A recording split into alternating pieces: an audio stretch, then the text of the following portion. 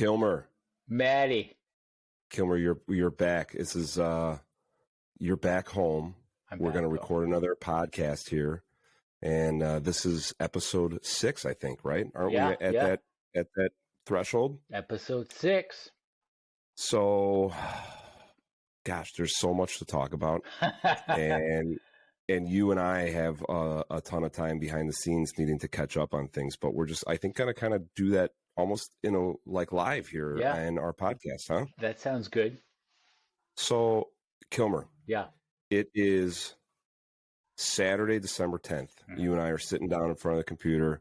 We fell a little short of our Thursday podcast, our Thursday release. So everybody that's listening to this, our goal is to do a weekly podcast.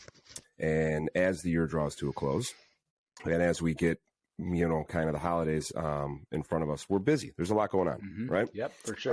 To make things even more complicated, there's a lot more going on than we had anticipated. Yes. Right? Which isn't bad. No, right? It's not bad. It's just, it's a lot. It's a lot. So kind of trying to figure out where we need to kind of focus first. But we're going to talk about a couple things in this podcast. But Jason, you're just back. I want to recap with everybody. Sure. Your like the last 8 days. Mm-hmm. You were in a couple different states. I was. So let's go back in time. Okay. And tell me about this class that you and David did over in Wisconsin in Antigo. Antigo, sure. It was with Colton Davison. I'm sorry, Colton, with linear blocks. And it was a 4-day class with him and Freddie Carlson, who was formerly on Bitchin' Rides. He was the painter. Sweet. And Dave Kindig. So he's since started his own gig, his own shop in Utah, which I'm going to go visit him in a couple of days. We'll get to that later on. But they had started on the bodywork and paint side of things.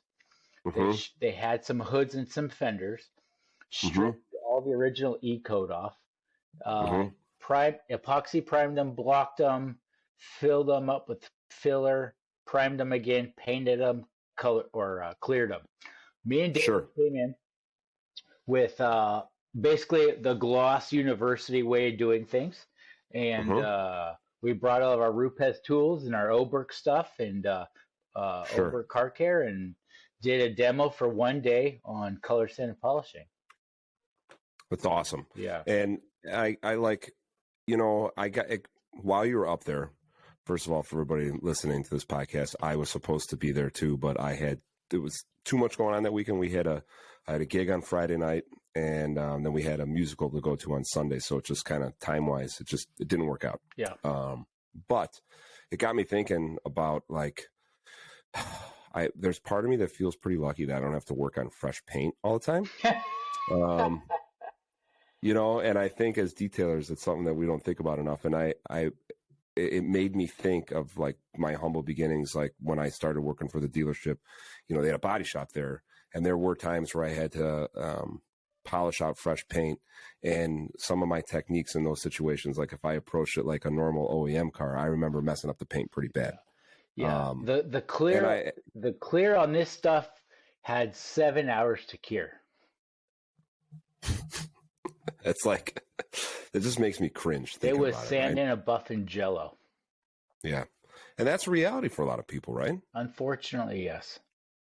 And it's like, you still have, you talk about the body work and the paint world. It's a whole nother thing that I know a little bit about, but I know that the, working with softer paints, fresh paints, has its whole set of challenges, and teaching people. I think that's probably why people don't want to do it, right? I don't blame them. Because it's hard. It's very challenging to go ahead and work with that. So what was the feedback like? These people that were the attendees, the people that were there to learn, did they have a lot of time behind the wheel, like a buffing time, or were there a lot of newbies? No, there were only 2 people in the class ever used orbital. Wow. And so Colton and Freddie, the instructor, they were actually our students. because they wanted to learn as much too. And we showed them some different techniques, some lighting, how to use the sanding blocks a little bit differently than they're normally used to using, changing their technique. So it went so well that we are invited back in March to do another class with them. And Colton actually wants me to do 2 Cadillacs that he is bodywork and painting. So the basic scenario and story is bodymen and painters don't want to color, sand, and polish. That's, you know, I had that conversation today with a customer that picked up his car, and he was asking me questions about, you know, working at the Roadster shop and the Ring Brothers and stuff. And we were talking about, you know, kind of how the industry is backwards, or at least maybe not backwards, but just behind, right? Because it got me thinking about some of these builds. Like, these people that build these cars spend hundreds of thousands of dollars. In some cases, it gets to be in the millions. Yeah. Like, why couldn't they, like, legitimately build a budget for someone like yourself or a group like us to come in and actually sand and buff the car, right? Like, they, you know, they spend thousands of dollars on all these other parts, the suspension components and stuff that goes under the car that nobody's ever going to see. Right. Yeah. And then it comes to the paint, and then they get to the end, like, and it's kind of like, you know. And so I kind of think, like, I know how it is with other stuff that I've worked on. Like, you know, I could putting myself in the builder's shoes, right? These guys are building these cars, and they have basically a budget and a timeline, right? Those 2 components, budget and timeline. And then they're always over budget and over time. Yeah. So when it comes to finish up to the car, they're mentally out of, they're just like, yeah, I'm done. And I don't care anymore, because I've cared too much for 2 years. Right. Yeah. So I think, I don't know. I think we need to have that conversation more with builders and people, just because, you know, if they're spending all this money that essentially is in a way hidden, right? You know, there's parts on cars that are tucked underneath, under the hood. That's cool. That's fine. But nobody sees them. The paint is the first thing everybody sees. The paint's at first. You're exactly right. And that's, so why don't they, you know? And so I just think it's backwards, you know, and that's where we struggle as detailers, right? Because sometimes these people come to us at the end of the ropes, right? And they're looking for, you know, a saving grace. Like, miracle. Can you help me out? You know, can you fix this problem? And it's just like, well, yeah, but we can't do it for a few $100s. Yeah. I mean, I've case in point, I'm leaving for Utah to help a painter out, our friend Robbie Layton.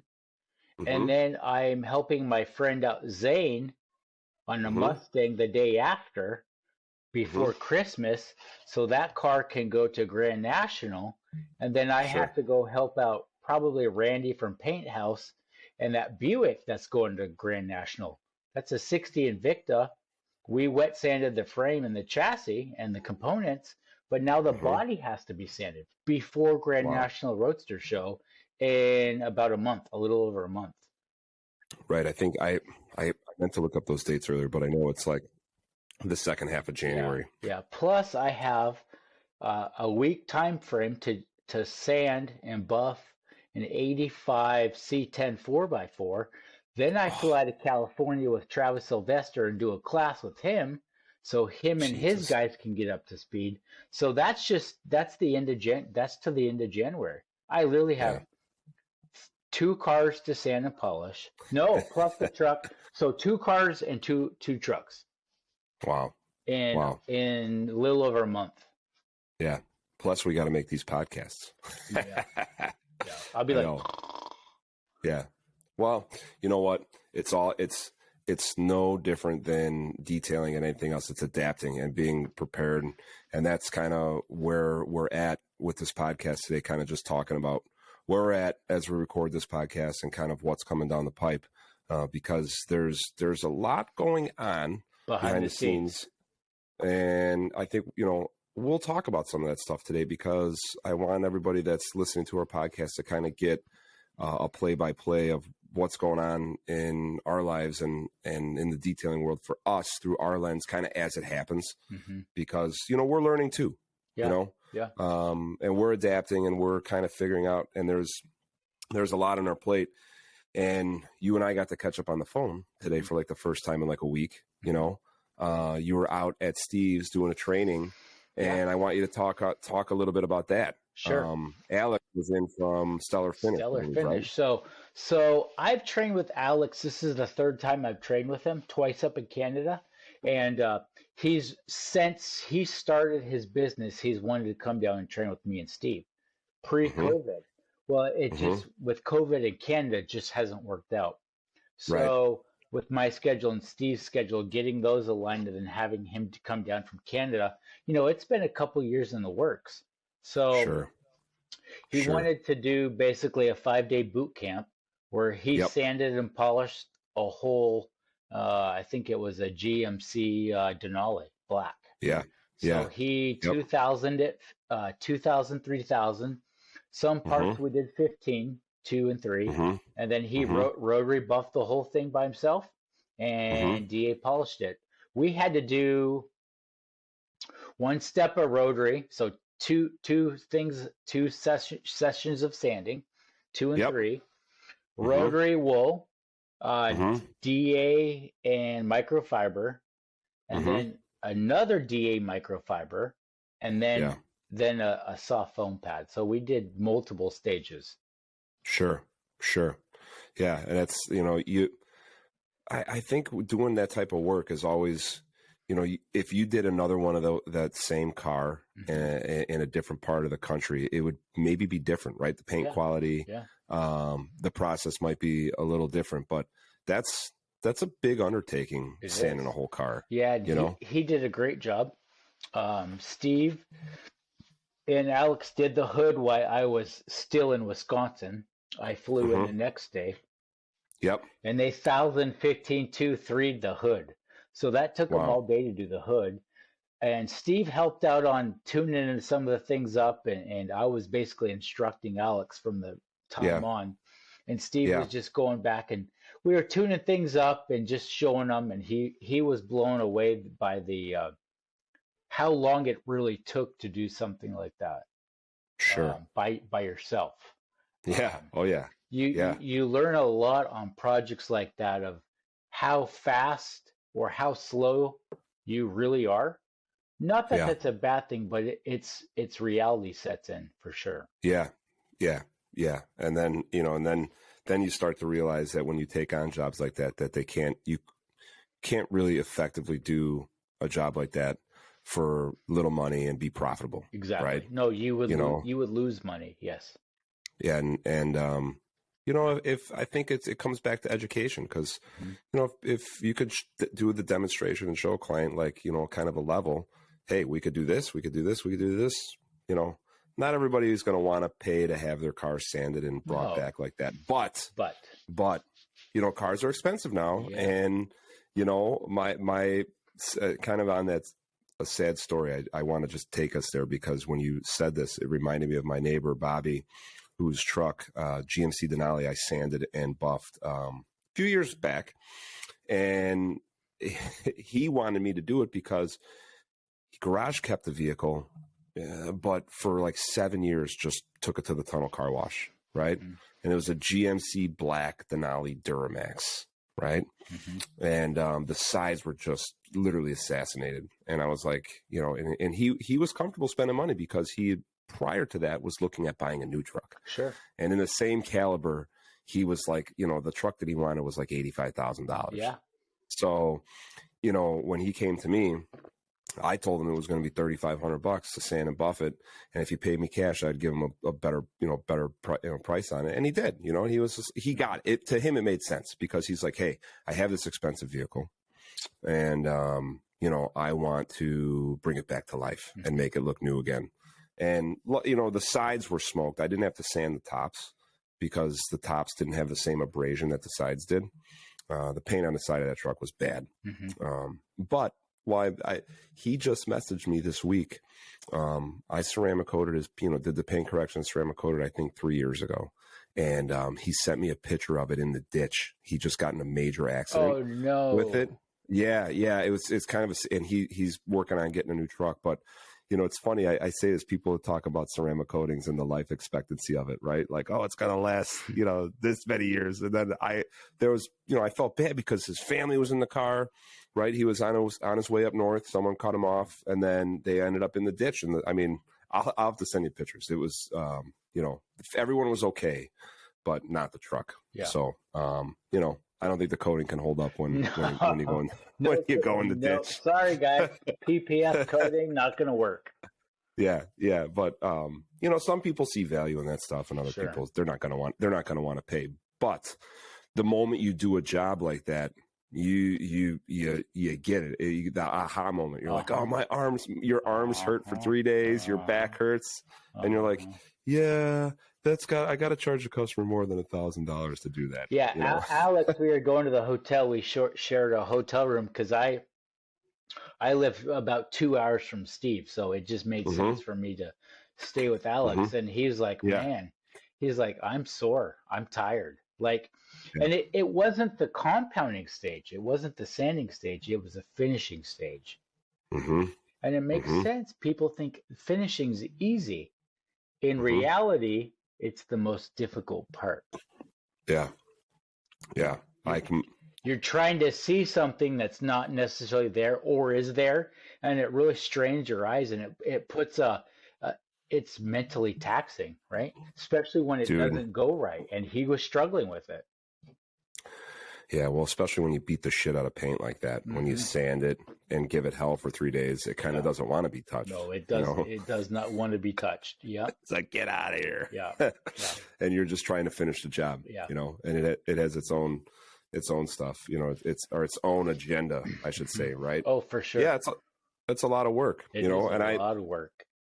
I think that it's an experience that anybody that wants to get go to the next level at some point in their life should experience. I'm not suggesting that people listening to this podcast that aren't sanding just go out and start sanding cars. No, that's not good either.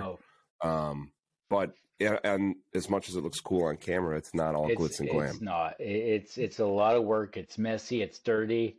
It's just the end result's hopefully good. Sometimes it's not, but most of the time it is, and it's all the hours and frustration up to it. It's like, was it worth it? I don't know. I mean, it's just It's all to the end user. No, well, training is going to be a really big part of kind of next year and the years after that. But there's a lot going on next year, and I guess basically for everybody listening to this podcast, we'll bring you up to speed live today on kind of where we stand with some trainings for next year. We were looking to launch 3 dates by the start of the year, and we have 2 of those 3 dates confirmed for next year. And we can say them live today on this podcast only because we know that they're going to happen. And the first class we're going to do for Gloss University next year is going to take place in Irvine, California. I think Paul's either in Irvine or right around there. Very close. We are going to be doing a 2-day advanced wet sanding and paint correction course at Paul Springer's detailing studio. That's going to be a Saturday and Sunday, and I don't have the dates in front of me, but it's the last Saturday and Sunday in April. Sure. So if anybody that's listening to this and wants to join or has questions, you can DM me or Jason or whatever, or Paul. But it's going to be the last weekend, and there's going to be a lot of information coming out about that class when the new year starts. So I'm excited for that because we've tried a few times to go to California to work with Paul.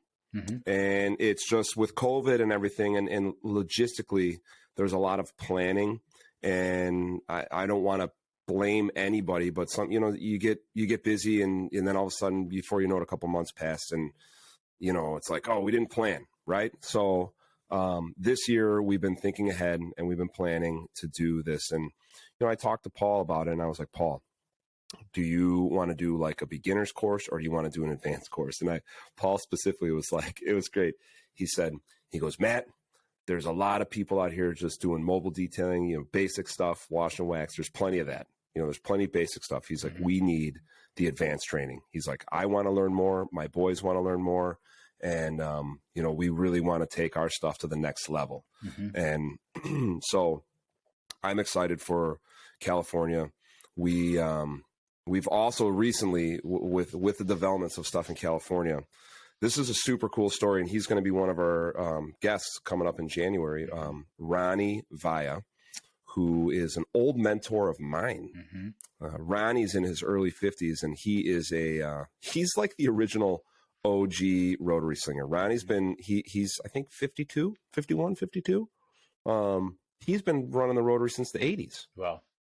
And I mean, yeah, you and I were probably still like, playing soccer at grade school while Ronnie's buffing cars, but Ron works for Beverly Hills Ferrari. All right. He's their top dog. He's been with them over a decade. And Ron, as good as he is, he's top guy I've ever seen with a rotary, because that's all he knows. He's been doing it for 30 years, right? But these Ferraris have been coming over, and they've already been kind of wet sand and rotary down in the factory. And so has been stuck doing refinement work with a rotary, and with these soft, finicky Ferrari paints, it's been taking him, multiple steps to get him to look right with the rotary. So he came, and Ferrari sent him to me for a couple of days. He trained with me in May, and Ron went back to Beverly Hills Ferrari and completely, in just a couple months, just transformed himself and transformed everything that's going on over there. And because of that, he's kind of implemented the Oberg system, all the Oberg cut and polish and the microfiber pads and the Rupes stuff, and productivity's up, right? And the cars have never looked better. Yeah. So Ron is, you're going to be seeing more of Ronnie in the future, and he's going to be kind of make an appearance at Paul Springer's in California to tell his story. And he's also going to tell his story on this podcast, because I think it's valuable for anybody, right? We get so stuck in our ways, right? And you see it most, Jason. You see body shop guys, right? I mean, essentially that's kind of how Ronnie learned, was in the body shop. Yeah. Right. And you get so stuck in your ways, and how to get the end result, that you almost fight the change, right? Even if it's better or indifferent or whatever, but you just don't even want to go down that road because you're scared. Yeah. But Ron found himself at a crossroads because, as Ferrari sales, believe it or not, in California have gone up, they're, selling a lot of Ferraris, and he's under a time constraint to get these cars done. And I don't know. I mean, it would take him a whole day to get a car done with the rotary. Now he's getting 2 or 3 done a day. Yeah, so think about that. Yeah, he called me up last week when I was with Davey P, and he goes, Jay, he goes, I haven't touched my rotary. I don't even want to touch my rotary. Oh, that's great. So you got to see him with it too. He's the man. Oh yeah, you take someone, and it doesn't have to be detailing, but you take someone that's done that for so long, is so comfortable, is so versatile with what they know, and you jumble it all up, and you mix it up, and you just throw him a new tool, and now he's like, forget that. Yeah, I'm doing this, better results, faster results, more consistent results, and most importantly, his service managers and the owners of his dealership and other groups are looking at his cars. Yeah. So, that's a lot to be said about what's going on. Well, it's in a way it's priceless, right? Because you can't get back labor hours, right? And the time is precious. So like if you can, going from being able to do 1 car a day, right, which would be 5 or 6 a week, to being able to do 2 to 3, that's a pretty significant jump. But additionally to doing that number, the end result was better than it was before. Sure. So you win twice. Yeah. You know what I mean? Like, so that whole thing is, Ron's been really excited, and he's, kind of like anybody that goes in, they they start to discover new things, little nuances about DA work and things that work and things that don't work. And, Ronnie'd been calling me daily, every other day. Okay, I did this. What do you think about that? What speed should I run? This and that. And it's kind of fun to kind of see, his just short success with that. Because, he trained with me in May. Well, and he was your mentor. Go think about that. And Ron's Killmer. I've been thinking a lot about it, and that's why I want Ron to be on the podcast with us, because that's our goal is to help people, right? And it's not about who's better or who's best or what did you do or what did you, it's about kind of just making improvements, right? Yeah. And we, even though our skill sets on a professional level, we'll always continue to improve.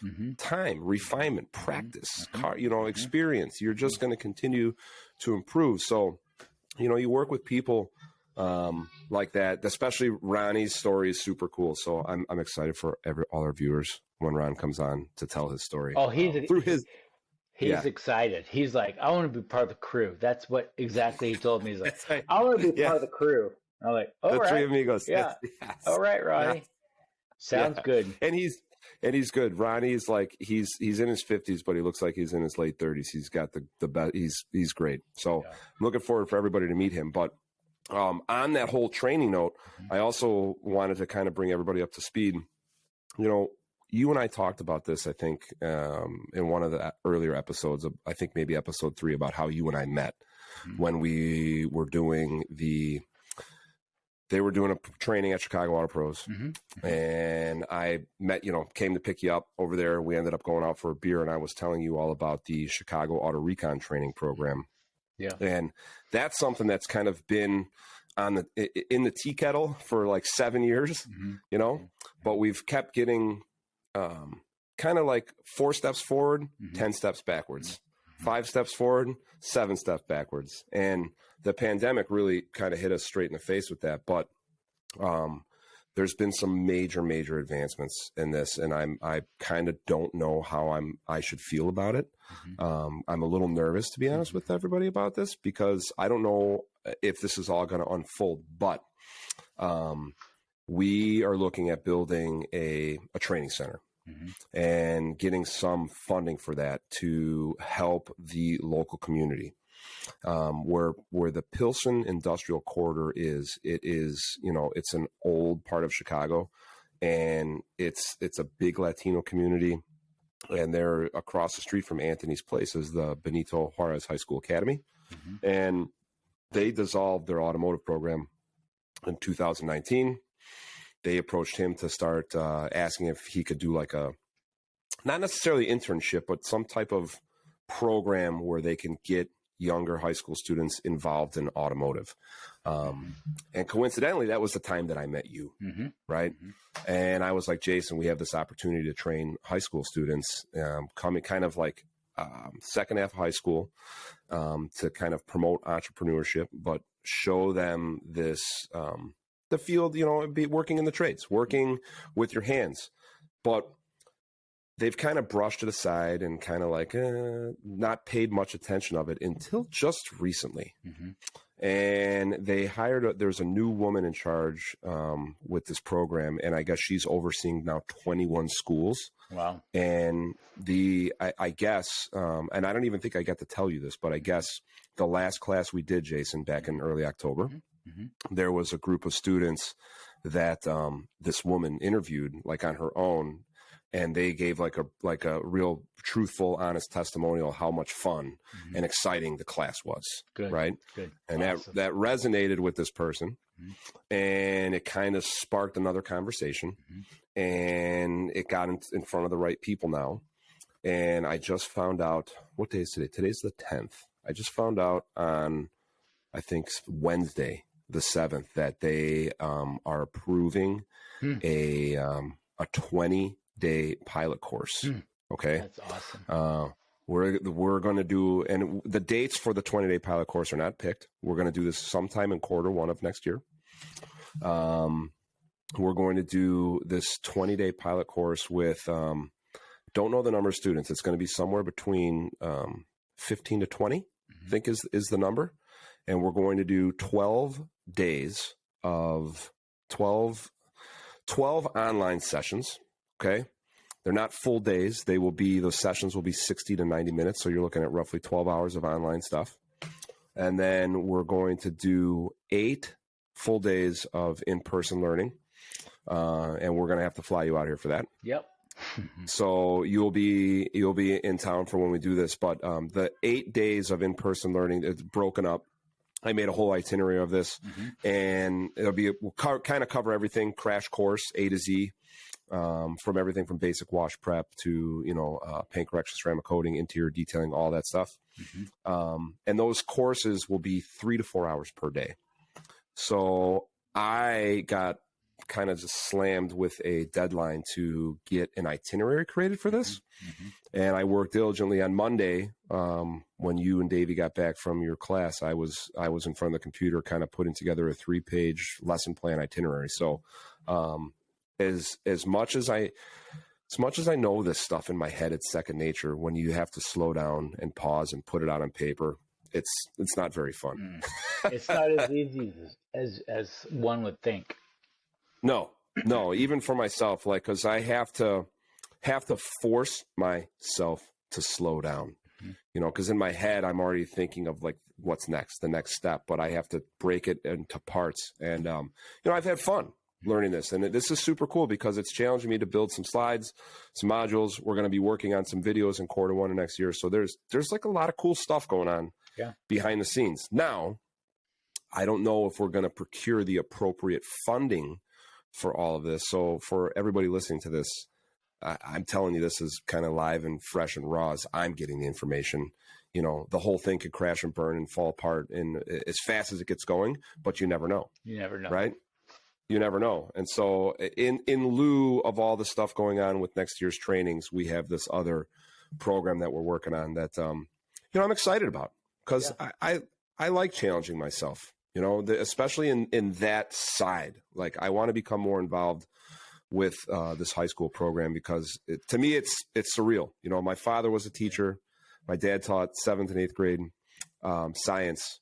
And, I grew up with a teacher, and it's my whole career in sales is kind of has been this education piece. So, I really want to help. And for me, it plays a really special part with me having cerebral palsy and a learning disability, how much the school programs and the teachers were not there for me, and not there for kids that maybe not financially stable or come from bad situations or bad homes or bad areas. Sure, they deserve an opportunity too, and it might not be the normal 4-year college. 4-year college was not for me. Right. So, I find a special place in my heart for kids that maybe are overlooked and really are not part of the regular curriculum. Right. Yeah. And it's weird. I haven't set foot in a high school in a long time. And I can't imagine what it's like to be a high school student now. I just don't know. And I know my little experience when we did kind of the job fair at the high school last fall when we were promoting the class and stuff like that. We went in and were able to talk to some of the high school students during their lunch breaks. And there was part of me that was kind of sad to see, the condition of the school and the environment and the culture of the people. Culturally, people are different now. And I don't think that that's necessarily bad. No. I think a lot of times we associate different with being bad. But I do think that there is just a lack of opportunity and exposure. And especially, we live in such a digital age that younger students don't often get to work with power tools and stuff like that anymore. You look at the group of students that we've had, they weren't your normal jocks. They weren't your normal, not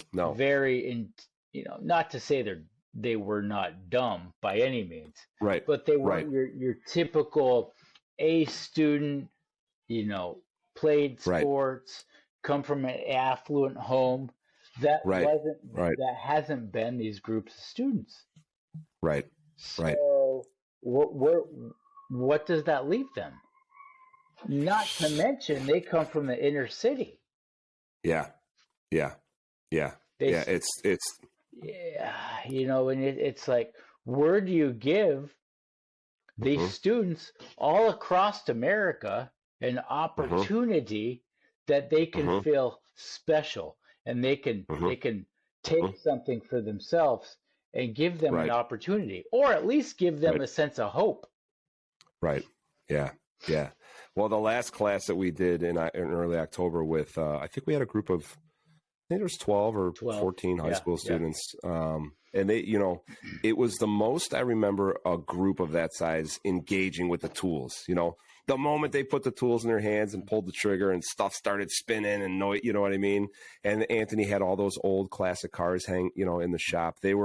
It really pulled them in. Well, they were sitting on their brakes every opportunity, like they were driving the cars with the windows rolled down, like, every car was full of kids. I'm like, where are the kids at? They're all stuffed in the cars. Remember? Dude, it's the best. I do.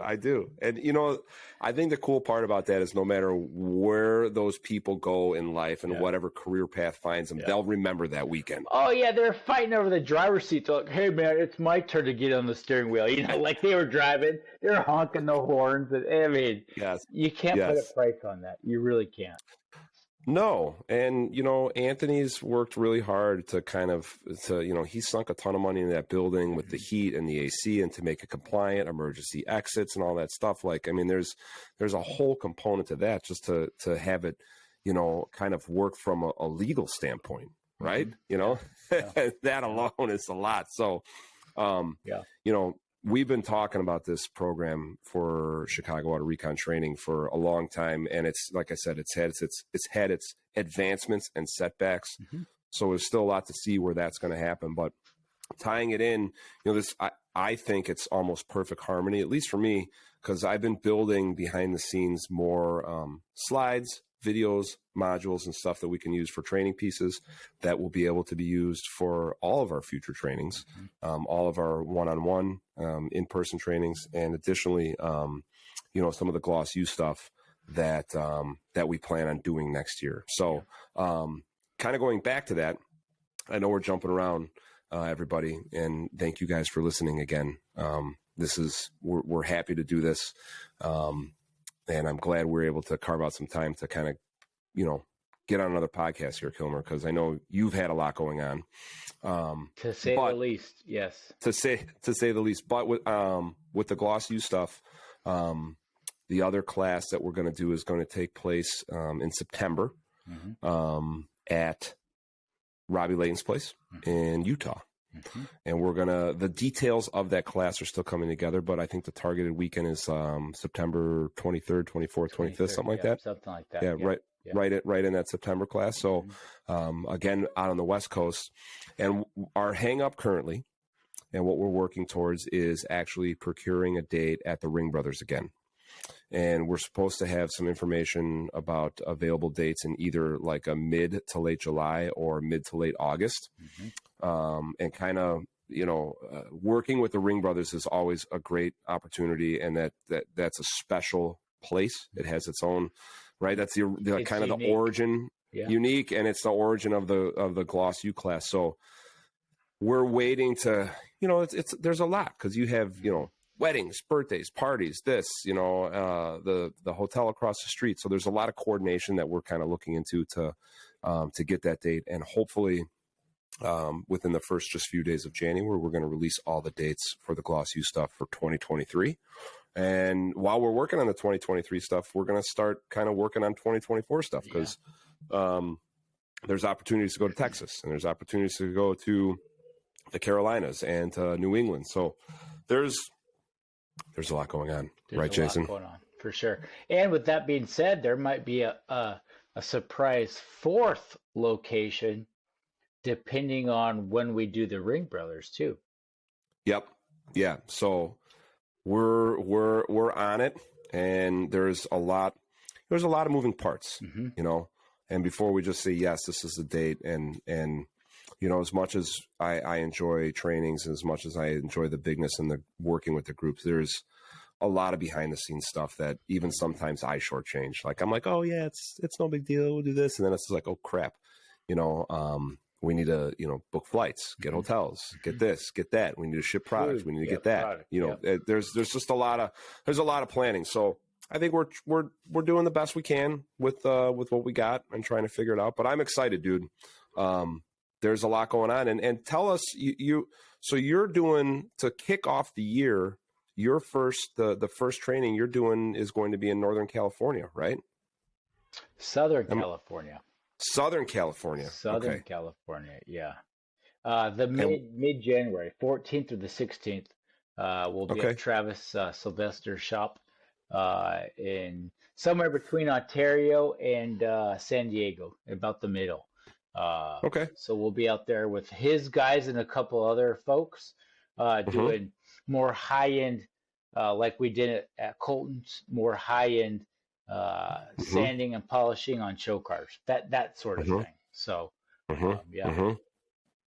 dude, so you're just going right into 2023 like head first, right?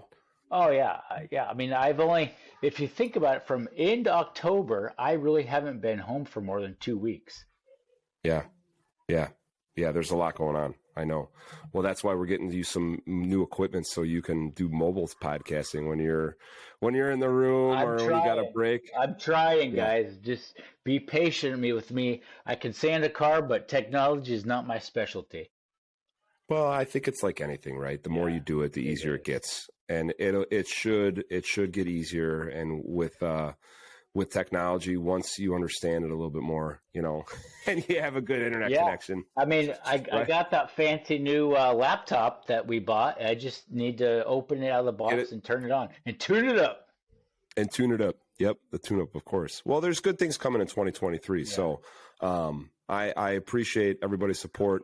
If you guys have questions about training or you want to get in touch with, about future events, shoot me a DM on the Driven by Details Instagram page. And I actually I did, if anybody's cares to watch on YouTube, I'm starting to load up. I did create a Driven by Details YouTube channel. I think there's 3 videos up there now. And I'm going to start uploading these long podcasts to the YouTube channel. So check that out. Give it a like, give it a subscribe. And also, if you guys want to hear us talk about anything, Jason and I have a few more of these podcasts that we're going to do before the end of the year. I think there's just a handful of Thursdays left. I think with this podcast, we'll probably have 9 or 10 of them out before January starts. And then we're going to start, hitting, bringing on guests. And Jason, you and I have to talk about that schedule, by the way. We have a laundry list that's growing rapidly of people that want to come on and talk. Yeah, we're talking 50 or 60 people. Well, Killmer, that's a whole year's worth of people right there. There's 52 weeks in a year. So I have a funny story. I told you this story. I want to hear it again. So we're at Linear Blocks, right? And one of the students comes up to me and goes, I don't even know this gentleman. Very nice guy. And he lives in Montego, the local area. He goes, you have a podcast. I'm like, yeah? How'd you know? He's like, oh, my dad was listening to all of them. I'm like, how's your dad? That's funny. He's like 80-some years old. I'm like, what? He's like, that's cool. Yeah, he knows who you are and Mattie and all that. I'm like, man, like, that's funny. It's so cool that there's a lot of people like coming out of the woodworks. Oh yeah, I know you and Mattie and David and Steve and the whole entourage. Sure. And so it's pretty cool to have people acknowledge you. Not for the notoriety, but like, I don't know, just give someone something fun that's entertaining but informational at the same time. Not too serious, and not to get into. I mean, let's face it. Nowadays, it's tough to look on social media and to have something that's worth watching. Well, there's always a hidden agenda, and I mean, like, I mean, maybe not always. Not I don't always. want to No. I don't, it's not always the case, but what we're doing is kind of just organic and fun. And I think, for us, it's just another learning experience, another avenue. You know what I mean? It's another vehicle to kind of, yeah.